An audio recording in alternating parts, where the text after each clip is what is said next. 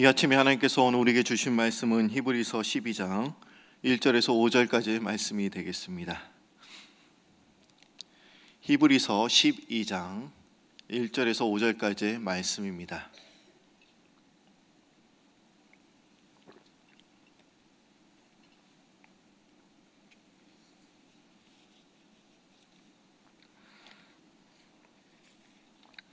히브리서 12장 1절에서 5절까지의 말씀입니다. 다 찾으신 줄 알고 한 절씩 교독합니다. 이러므로 우리에게 구름같이 둘러싼 허다한 증인들이 있으니 모든 무거운 것과 얽매이기 쉬운 죄를 벗어버리고 인내로써 우리 앞에 당한 경주를 하며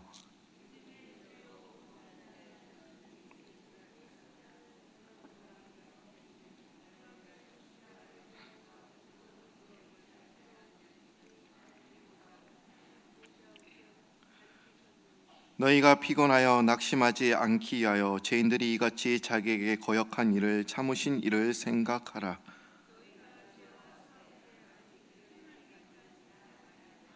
예, 5절은 한 목소리 있습니다. 또 아들들에게 권하는 것 같이 너에게 권면하신 말씀도 잊었도다. 일러스되 내 아들아 주의 징계하심을 경히 여기지 말며 그에게 꾸지람을 받을 때에 낙심하지 말라. 아멘. 2주 만에 여러분들을 뵙는 것 같습니다.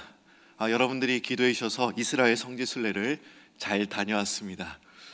제가 이스라엘 성지순례를 다녀서 느낀 점이 참 많이 있습니다. 제가 원래 10년 전에 갈 기회가 있었습니다.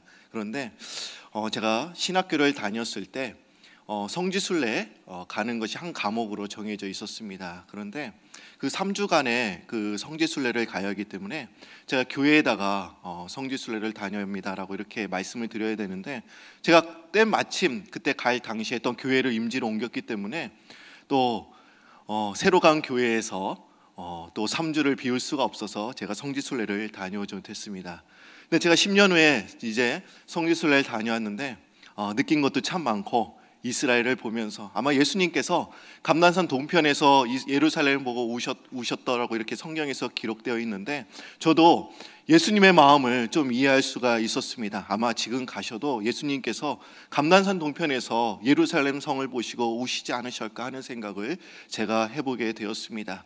또한 보고 느낀 것도 너무나 많았고 또 예루살렘 성을 바라보면서 과연 우리가 기도할 내용 그리고 믿음의 손자들이 어떻게 그 길을 걸어왔는지에 대해서 제가 보고 오면서 지금 역사적인 그리고 성경에 나온 증거들이 많음에도 불구하고 믿지 않은 영혼들을 바라볼 때마다 얼마나 가슴이 아픈지 제가 그 마음을 가지고 돌아왔습니다. 여러분들 너무나 기도해 주셔서 너무나 감사드리고 또 이 아침에 여러분들을 만나게 되어서 너무나 반갑습니다.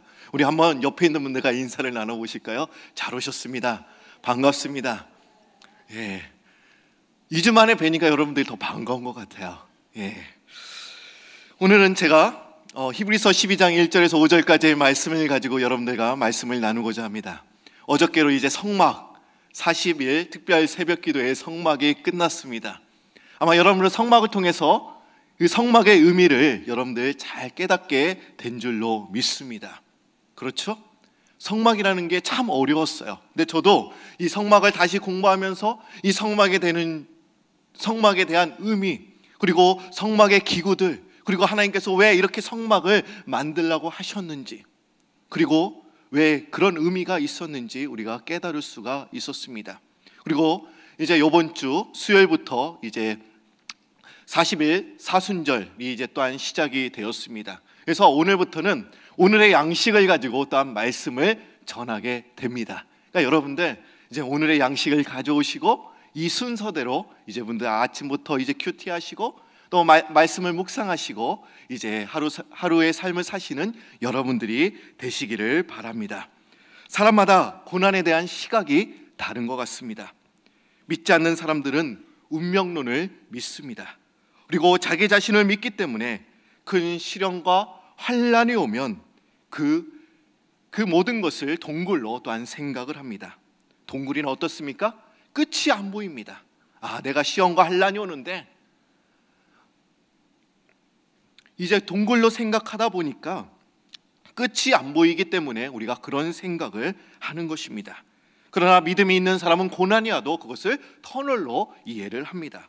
왜 그렇습니까? 그것은 우리가 끝이 보이기 때문에 우리가 그렇습니다. 마침내 하나님께서 우리를 축복하시고 또 형통하실 것을 우리가 알기 때문에 우리는 어떤 어려움 앞에서도 우리는 인내할 수가 있습니다. 끝을 아는데 우리가 어떻게 포기할 수 있겠습니까? 끝이 보이는데 어떻게 우리가 생명을 끊을 수가 있겠습니까? 우리가 교부 중에 크리소스톰이라는 교부가 있습니다. 그런데 그의 아름다운 이야기가 있습니다. 그는 로마 황제로부터 예수 그리스도를 믿는 신앙 때문에 신앙을 포기하라는 그런 명령을 받았습니다. 그러나 그는 죽어서 내가 그리스도를 포기하지 않겠습니다, 이렇게 다짐하면서 이제 로마 황제와 맞서게 되었습니다. 그는 끝까지 신앙을 포기하지 않자 이제 로마 황제는 그를 체포하라는 명령을 내렸습니다. 그리고 신하에게 이렇게 명령을 내립니다. 크리소스톰은 아무와도 대하지 못하게 고독한 개인 감옥에 쳐넣어라, 이런 명령을 내린 것입니다. 그러자 신하가 이렇게 이야기를 합니다. 절대로 그렇게 해서는 안 됩니다. 예수 믿는 사람은 혼자 있는 것을 좋아합니다. 만일 그 사람을 거기다 가두어 놓으면 혼자 있지를 않습니다. 하루 종일 싱글벙글 웃습니다. 우리 눈에는 아무것도 보이지 않지만 그는 누군가 하나님과 함께 이야기를 한다고 합니다. 그러니까 혼자 두면 그게 좋은 일이 되지 않는 것입니다 라고 신하는 이렇게 이야기를 합니다. 그러자 황제가 다시 이렇게 명령을 내립니다. 그러면 죄인들이 있는 감옥에 쳐넣어라. 그러자 또한 신하들이 또한 이렇게 만류하면서 이렇게 이야기를 합니다. 이것도 절대로 안 됩니다. 그 사람은 오히려 전도할 기회가 생겼다고 하면서 아마 좋은 기회가 생겼다고 하면서 이제 좋아할 것입니다. 그리고 그 감옥의 모든 사람들이 다 크리스천이 되고 말 것입니다. 이것도 해서는 안 되는 일입니다 라고 신하가 이렇게 이야기를 합니다. 그럼을 내어다 목을 쳐내어라 라고 또한 이렇게 황제가 명령을 내립니다. 그러나 그것도 안 된다라고 또한 신하가 얘기를 하죠. 왜 그렇습니까? 우리에게 제일 큰 상급이 무엇입니까? 선교이기 때문에, 순교이기 때문에 그런 것이지요. 그렇기 때문에 예수 믿는 사람들 중에는 처형당할 때 우는 사람이 한 명도 없습니다. 그리고 기뻐합니다라고 이야기를 합니다. 왜 크리소스톰은 감옥에서도 왜 즐거워할 수가 있었습니까? 고난과 환난이 와도 왜 기뻐할 수가 있습니까? 그것은 우리가 마지막에는 분명한 최후 그 하나님의 영광의 면류관이 기다리고 있기 때문에 우리는 고난이 와도 우리는 슬퍼하지 않는 것입니다. 크리소스톰만 즐거운 것은 아닙니다. 오늘 읽었던 히브리서 12장의 말씀은 우리가 읽었는데 히브리서 그 앞장의 11장의 말씀을 봐도 그 믿음의 선조들의 모습들을 우리가 볼 수 있습니다. 또한 바울도 그런 사람들 중에 한 명이었습니다. 오늘 본문은 신앙생활을 장거리 경주에 비유하고 있습니다. 여러분, 예수님의 사역의 특징은 무엇이었습니까? 달리시면서 또 인내하셨습니다. 주님께서 하신 사역을 보면 열심히 공생애 동안 3년 동안 열심히 복음을 전하시면서 달리셨습니다. 그리고 많은 핍박이 있었습니다. 그래도 그 상황 가운데서도 인내하셨던 주님의 모습을 우리가 볼 수 있습니다. 오늘 본문에 나타나는 그 인내하는 믿음은 그저 수동하는 그런 믿음, 수동적인 믿음이 절대로 아닙니다. 오늘 본문에 인내라고 하는 그 헬라어의 단어 히포모네라는 그런 단어가 있습니다. 그런데 이 단어는 적극적이고 능동적인 그런 단어를 의미하고 있는 것입니다. 그저 참아야 되는 상황에서 참는 것이 아니라, 어쩔 수 없어서 참는 것이 아니라 기쁨으로, 감사함으로 참는 것을 의미하고 있습니다. 오늘 히브리서 12장 1절 말씀 다시 한번 읽어보도록 하겠습니다.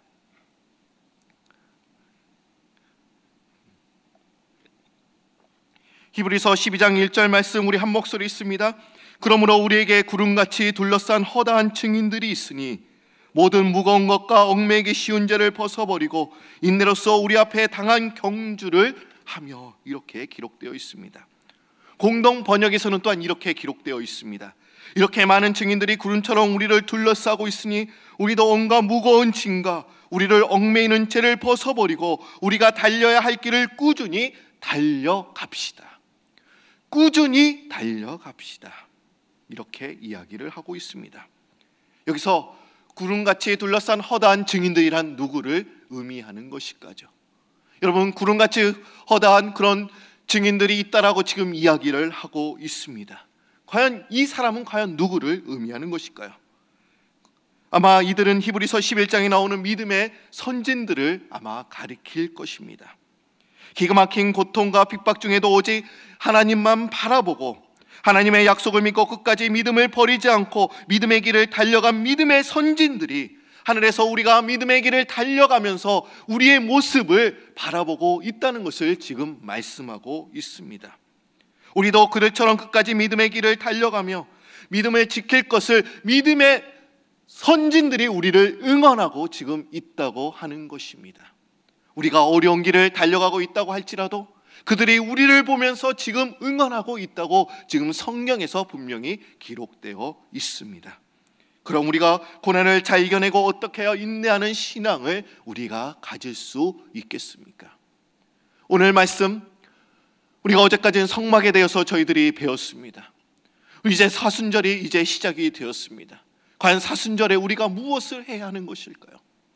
예수님을 깊이 묵상하고 예수님이 걸어가신 그 길을 자취를 우리가 흔적을 쫓아가야 합니다. 그렇죠? 우리가 사순절에는 우리가 금식을 하면서 우리가 기도하면서 예수님이 걸어가신 그 십자가의 길을 우리가 묵상하면서 우리가 고난에게 우리도 동참하며 나가겠습니다고 고백하는 것이 또한 사순절이기도 합니다. 그러면 우리가 인내하는 신앙 어떻게 해야 그런 신앙을 가질 수가 있을까요? 그것은 우리의 무거운 것과 얽매이기 쉬운 죄를 벗어버려야 된다고 지금 성경에서 말씀하고 있습니다. 먼저 1절에서 우리가 읽었던 1절의 말씀에 이렇게 이야기를 하고 있는 것이지요. 모든 무거운 것과 얽매이기 쉬운 죄를 벗어버리라. 우리의 죄를 벗어버리고 우리가 우리의 신앙의 경주를 잘 해야 됨을 지금 이야기하고 있습니다. 이 말씀은 죄의 짐을 벗어버리고 죄의 습관을 버리라는 그런 말씀입니다. 아마 달리기 시합에 나간 선수들에게 요구되는 필수 조건이 과연 무엇입니까? 가장 중요한 것의 하나는 가벼운 복장일 것입니다. 아마 여러분들 여행을 가보시면 어떻습니까? 우리가 짐을 많이 끌고 가기도 하지만 여행이 온전히 편해지기 위해서는 우리가 가벼운 복장을 취하고 나가야 또 우리가 많은 것을 또한 구경할 수가 있습니다. 마찬가지입니다. 달리기 시합에서 가장 중요한 것은 가벼운 복장으로 이제 경기에 임하는 것입니다. 내 안에 이제 손목시계도 차고 안경도 끼고 그러면 너무나 힘들 때가 있어요. 그러면 어쩔 때는 렌즈로 갈아 끼우기도 합니다. 아마 두말할 필요도 없이 달리기 선수의 복장은 간편하고 뛰기에 알맞아야 합니다. 거추장스럽고 불필요한 옷은 훌훌 다 벗어버려야 합니다. 아마 여러분 마라톤 선수들을 한번 보시기 바랍니다. 그들 또한 최대한 몸을 가볍게 합니다. 그래야 끝까지 지치지 않고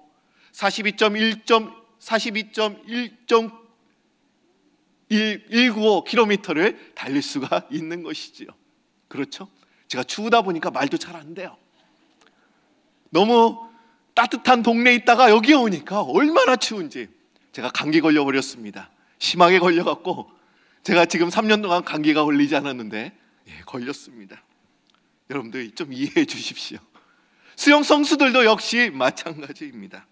몸을 최대한 가볍게 하기 위해서 또한 긴 머리까지 자른다고 하지요. 마찬가지로 우리의 믿음 끝까지 잘 달려가려면 우리가 몸이 가벼워야 합니다. 그러기 위해서 우리를 얽매이고 짓누르는 죄의 문제를 지금 해결해야 된다라고 지금 이야기하고 있습니다. 죄가 남아있으면 그것 때문에 사탄의 올무에 우리가 걸려 넘어지게 해야 되고 죄의 무게에 눌려서 우리가 끝까지 믿음의 길을 달려갈 수 없다. 지금 성경에서 이렇게 말씀하고 있습니다. 1968년 8월 11일 스웨덴 해군 역사상 암울한 날이었습니다. 이 스웨덴 해군은 이제 큰 군함을 만들어서 이제 처녀 항해를 시작했습니다. 2년이 걸려서 그 배는 건조가 되었고 화려하게 장식되고 64개의 문의 대포가 또한 장착된 스웨덴 해군의 자랑거리였습니다. 그런데 그 군함은 겨우 1마일을 항해하고 침몰해 버렸다는 것입니다. 과연 무엇이 잘못되었을까요? 무엇 때문에 왜 그 군함이 침몰해 버렸을까요? 그것은 그 군함은 과도한 중량 때문에 항해하기에는 너무 무거웠다고 이렇게 조사 결과가 나왔다고 하는 것입니다. 지나친 무게가 이제 대양의 바닥으로 가라앉히게 했다는 것을 우리가 알 수 있습니다. 여러분, 믿음의 경주에 산 사람들의 믿음의 선조들을 여러분들 다시 한번 보시기 바랍니다. 사도 바울은 어떤 사람이었습니까? 그들은 사도 바울은 회심하기 전 잘 차려입은 신사와 같은 복장으로 치장된 사람이었습니다. 그는 이스라엘의 족속이여 베냐민 지파의 또한 히브리인 중에 히브리인이요 율법으로는 바리새인, 많은 것을 거쳐 입은 그런 사람이었습니다. 그러나 그는 다메섹 도상에서 하나님을 만난 후에 이 모든 것을 배설물처럼 여겼습니다. 그러기에 우리는 어떻습니까? 우리의 죄를 얽매이는 그리고 짓누르는 죄의 문제를 우리가 해결해야 됨을 지금 이야기하고 있습니다. 또한 우리가 죄의 습관을 또한 끊어버려야 됨을 또한 이야기하고 있는 것이죠. 그래야만 또다시 죄에 빠지지 않게 되고 죄에 매이지 않고 우리는 자유롭게 믿음의 길을 걸어갈 수 있다. 지금 이렇게 이야기를 하고 있는 것이죠. 죄를 회개하는 것도 중요하지만 같은 죄를 다시 반복해서 짓지 않는 것이 더 중요함을 우리는 알 수 있습니다. 이렇게 죄를 회개하고도 다시 죄에 빠지는 사람들에 대해서 베드로후서 2장 22절에 이렇게 베드로 사도는 또한 이렇게 이야기를 하고 있어요. 제가 읽어드립니다. 잔된 속됨에 이르기를 개가 그 토해였던 곳에 돌아가고 돼지가 씻었다가 더러운 구덩이에 도로 누웠다 하는 말이 그들에게 응하였도다라고 베드로 사도는 지금 이야기를 하고 있습니다. 이것을 표준 세번역으로 읽어보면 이런 의미입니다. 개는 자기가 토한 것을 도로 먹는데 그리고 돼지는 몸을 씻고 나서 다시 진탕에 뒹군다라고 지금 이야기하고 있어요. 개가 다시 토한 것을 어떻습니까? 그 토한 것을 다시 먹는다는 거예요. 더러운 것을 어때요? 다시 취해서 다시 죄를 범한다는 그런 말씀입니다. 여러분, 우리가 그래서 해야 되겠습니까? 우리가 죄를 짓는 거, 우리는 죄를 지을 수밖에 없습니다. 그렇죠. 우리는 하나님 같은 존재가 아니기 때문에 하나님의 형상으로 우리는 지어졌긴 했지만 우리는 죄 유혹에서 우리는 이겨낼 수가 없어요. 항상 죄를 짓고 넘어갑니다. 그러나 우리는 매일매일 회개해야 되는 거예요. 믿음의 길을 끝까지 달려가기 위해서는 죄 습관을 철저히 끊어버리고 죄를 벗어버리는 여러분들이 되시기를 바랍니다. 단 한 가지의 죄라도 회개하지 않고 남겨주는 죄가 없어야 됨을 우리에게 알 수 있습니다. 단 하루라도 죄를 회개하지 않고 넘어가는 날이 없어야 될 줄로 믿습니다. 그렇지 않으면 그 죄가 나의 발목을 잡고 또한 사탄의 공격거리가 되어서 나를 흔들고 또 넘어지게 할 것입니다. 우리가 지금 소홀하게 생각하는 그 죄 때문에 우리가 믿음의 길을 끝까지 달려가지 못한다고 한다면 우리가 훌훌 다 그 죄를 다 털어버리고 믿음의 길을 잘 견디며 나아가시는 그런 여러분들이 되시기를 바랍니다. 두 번째입니다. 우리가 고난을 잘 이겨내고 인내하는 신앙 어떻게 가질 수 있을까요? 그것은 내게 주어진 부끄러움의 십자가 앞에서 언제나 예수님만 바라봐야 됨을 이야기하고 있습니다. 자, 이번에 이스라엘 성지에 가서 보니까 예루살렘에 예수님이 없어요. 여러분, 좀 이상하죠? 왜 예루살렘에 예수님이 없을까요? 아마 예수님께서 왜 감난산 노편에서 예루살렘을 향하여 왜 우셨을까? 많은 사람들이 정치적인 해방을 다 요구했어요. 이스라엘 백성들이. 그러나 예수님께서 정치적 해방을 위해서 그들에게 오신 것이 아니었습니다. 다 예수님을 거절했습니다. 예수님을 핍박하고 예수님을 희롱하며 또 조롱하며 아마 그 모습을 보면서 예수님께서 가슴 아파하셨을 거예요. 그런데 과연 지금 예수님께서 예루살렘을 바라보셨을 때 어떠하셨을까? 저는 그런 생각을 해보게 되었습니다. 아마 지금 마찬가지 예수님께서 예루살렘에 지금 오셔도 아마 우셨을 것이다. 예수님이 지금 없습니다. 예수님의 흔적은 남아있지만 예수님이 보이지 않아요. 오늘 2절 말씀에 이렇게 이야기를 하고 있죠. 오늘 2절 말씀 한번 여러분들이 읽어주실까요? 시작.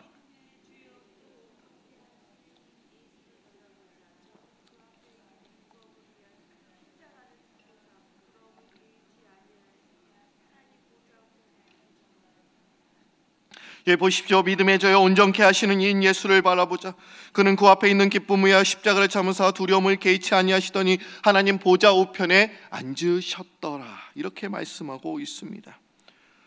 우리가 믿음의 길을, 경주를 끝까지 잘하기 위해서는 그 결정적인 그 답이 뭐냐? 그것은 예수님만 바라봐야 된다라고 지금 이야기를 하고 있습니다. 여러분, 우리가 마라톤의 경주를 잘할 수 있는 비결이 과연 무엇입니까? 그것은 오직 한 가지 목표만 바라보고 달려가는 것입니다. 승리의 면류관을 바라보고 달려가는 것이죠. 고린지점에 다른 것은 쳐다보지 말고 앞만 보고 우리가 달려가야 됨을 지금 이야기하고 있습니다.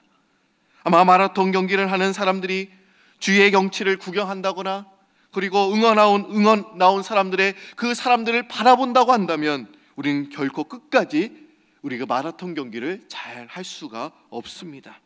그러게 우리가 믿음의 경주에서 우리가 바라봐야 할 것이 과연 무엇입니까? 바로 예수님입니다. 우리가 예수님 때문에 우리가 항상 구원을 받았습니다. 여러분, 우리가 예수님만 얘기만 나오면 좀 막 눈물을 흘리고 예수님만 나오면 막 심장이 막 뛰고 그래야 되지 않겠습니까? 예수님 때문에 우리가 구원을 받았는데 우리가 예수님 얘기를 들어도 그래? 예수님? 나에게 뭐 한 게 뭐 있어?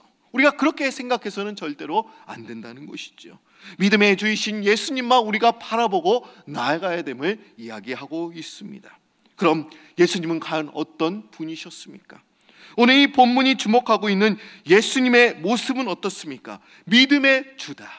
그리고 온전케 하시는 자라고 지금 말씀에서 이야기하고 있습니다. 과연 믿음의 주라는 의미가 과연 무엇입니까? 믿음의 주, 이것은 앞서 인도하는 자라는 뜻을 갖고 있습니다. 그리고 믿음의 창설자라는 뜻도 갖고 있는 거예요. 그러니까 믿음의 주라는 것이 앞서 인도하는 자, 또한 믿음의 창설자가 되시라는 것을 우리가 알 수 있는 것이죠. 그럼 온전케 하시는 자의 의미는 과연 무엇일까요?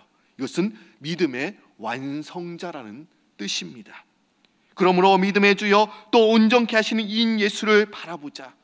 이 말씀의 참된 의미는 과연 무엇이 되겠습니까? 믿음을 시작하시고 또 완성하게 하시는 예수님을 바라보자라는 뜻을 갖고 있는 것입니다. 예수님은 어떤 분이셨습니까? 우리의 믿음을 시작하게 하시고 또 더 나아가 그것을 완성하신 분이 누구십니까? 그것이 예수님이시라는 거예요. 우리의 믿음을 시작하게 하시는 분이 누구십니까? 그분이 예수님. 또한 우리의 믿음을 완성하게 하시는 분이 그분이 예수님이시라는 거예요. 그렇기 때문에 우리가 항상 예수님을 바라보고 우리가 믿음의 경주를 잘하기 위해서는 어떻습니까? 처음과 끝이 되시는 예수님만 바라보고 우리가 나아가야 됨을 이야기하고 있는 것입니다. 오직 그분만을 따라가면 여러분들이 믿음의 경주, 사순절 이 40일을 잘 하시는 여러분들이 되시기를 바랍니다. 우리가 새벽기도 못 나올 수도 있어요. 매일매일 못 나올 수도 있습니다. 그러나 매일매일 생각해야 될 것이 과연 무엇입니까? 그것은 예수님만 우리가 생각해야 된다는 거예요. 종교개혁자 마틴 루터가 어느 날 희한한 꿈을 꾸었다고 합니다. 그 꿈이 어떤 꿈이었냐? 사탄이 그리스도인 전멸 작전을 펴고 부하들로부터 결과 보고를 받는 그런 장면, 꿈이었다고 합니다. 사탄의 부하 1이 또한 이렇게 이야기를 합니다. 저는 사막을 걸어가는 예수쟁이들에게 사자를 보냈습니다. 그런데 그들은 사자의 입 앞에서 평화스럽게 기도를 합니다. 두 번째 부하가 또한 이렇게 이야기를 합니다. 저는 바다를 항해하는 예수쟁이들에게 폭풍을 일으켰습니다. 그런데 그들은 암초에 올라가서도 찬송을 부릅니다. 또한 이제 부하 세 번째 부하가 또한 이렇게 이야기를 합니다. 저는 한 교회를 찾아가서 10년 동안 모든 일이 잘 되고 평안하게 해 주었더니 그들의 육과 영이 완전히 썩어 버렸습니다. 이렇게 보고를 했다는 거예요. 여러분, 우리의 삶과 믿음의 길이 사탄의 방해와 유혹이 없다면 언제나 평안할 것입니다. 하지만 그 평안함 때문에 우리의 육과 영의 평안, 온전히 타락하고 약해진다면 과연 그것이 복이라고 우리가 할 수 있겠습니까? 우리가 믿음의 길을 가다 보면 우리가 고난을 당할 수도 있습니다. 또한 우리가 역경을 만날 수도 있습니다. 또한 그 고난과 역경이 오히려 우리의 삶을 새롭게 하고 믿음으로 온전히 성장할 수 있는 발판을 또한 만들어 주기도 합니다. 그러기에 우리가 고난을 당할 때 주변과 환경을 보지 말고 오직 예수 그리스도만 바라보는 여러분들이 되시기를 바랍니다. 여러분, 우리가 사순절, 아마 우리가 지지난주에는 우리 최남수 목사님 오셔서 우리가 또한 기도학교를 통해서 우리가 많은 은혜와 도전을 또한 받았습니다. 저도 꿈을 받았어요. 어떤 꿈인지 아세요? 어떤 꿈일까요? 우리 최남수 목사님 7,000명의 기도의 용사를 만들어라, 그런 말씀을 하셨습니다. 그렇죠? 예. 근데 저에게 도전을 주신 말씀이 있어요. 저는 120명의 사람이었습니다. 마가의 다락방에 120명의 사람들이 모여서 기도를 열심히 했습니다. 그랬더니 어떻게 되었습니까? 3,000명, 5,000명으로 불어나는 놀라운 부흥의 역사가 초대교회에 임했어요. 제일 중요한 게 무엇이냐? 저에게 오신 말씀이 그거였습니다. 3,000명, 5,000명으로 부흥하는 것보다 첫 단추가 뭐냐? 120명의 믿음의 사람들, 기도의 사람을 만들어야 된다. 저에게 그런 음성을 주셨어요. 제가 그런 음성을 듣고 제가 예루살렘의 마가의 다락방에 가니까 마가의 다락방이 달라 보이는 거예요. 아, 이곳에 120명 사람들이 얼마나 열심히 기도했을까. 성령의 충만함을 받고 하나님의 은혜의 비전을 가지고 달려갔던 그 사람들, 아직도 그 흔적들이 남아있다니 저에게는 큰 은혜였습니다. 여러분, 오직 예수 그리스도만 바라보며 나아가시는 그런 여러분들 되시기를 바랍니다. 오늘 말씀처럼 우리의 죄의 문제, 죄 습관도 여러분들이 다 벗어버리고 끊어버리는 여러분들이 되시기를 바랍니다. 왜 바울사도가 이렇게 이야기하고 있지 않습니까? 죄가 넘치는 곳에 은혜가 넘친다. 왜 그렇습니까? 우리가 죄로 인해서 우리가 그것을 용서받고 우리가 또한 주님 앞에 은혜를 받는다고 하는 것이 얼마나 값진 일입니까? 그렇죠? 우리가 죄 문제 다 해결해야 되는 거예요. 온전히 우리가 사순절에 예수 그리스도만 바라보고 믿음의 경지를 잘 하시는 그런 여러분들이 되시기를 바랍니다. 우리가 사순절에 예수님만 바라고 여러분들이 좀 승리하는 여러분들이 되시기를 바랍니다. 우리에게 고난과 있고 역경이 있을 수도 있어요. 어려운 일을 우리가 당할 수도 있습니다. 그러나 우리가 믿음의 경지를 잘하는 방법은 예수님만 바라보는 것밖에 없습니다. 우리가 예수님만 바라볼 때 우리에게 승리의 면류관을, 또 영광의 면류관을 우리에게 허락해 주실 줄을 믿습니다.